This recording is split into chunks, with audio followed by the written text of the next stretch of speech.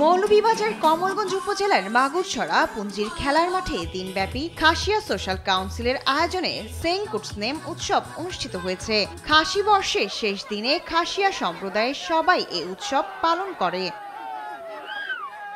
তাদের বিশ্বাস বছরের শেষ দিনের আনন্দ থাকবে নতুন বছর জুড়ে। উৎসবের আমেজে খাসিয়াদের নিত্যপণ্য ও খাদ্য সামগ্রীর অর্ধশতাধিক স্টল সাজিয়ে বসেন উদ্যোক্তারা।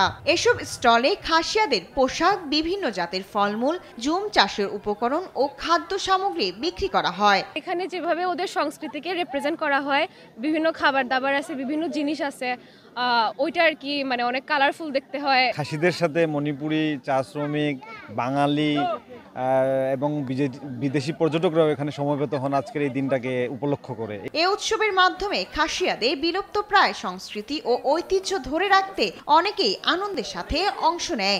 এমন বর্ণিল আয়োজনে মুগ্ধ দর্শকরাও। আজকের দিনে আমরা আমাদের সাংস্কৃতিক নাচ গান করে থাকি, তারপরে খেলাধুলা। আর এখানে আজকে অনেক খাসিয়ারা এসেছে আর বাঙালিরাও এসেছে। I like go to market and to experience the culture here. It's a lot different from Norway.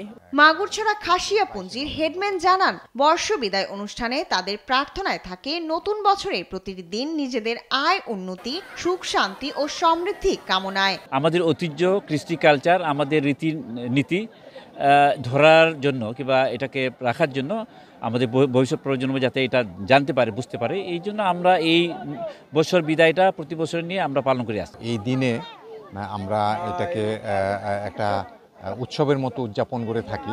এই উৎসবে খাসিয়ারা দেশের শান্তি, সমৃদ্ধি এবং একটি অসাম্প্রদায়িক রাষ্ট্র বিনির্মাণে স্রষ্টার কাছে প্রার্থনা করেন। শায়লা খান, নিউজ ডেস্ক, দেশ টিভি।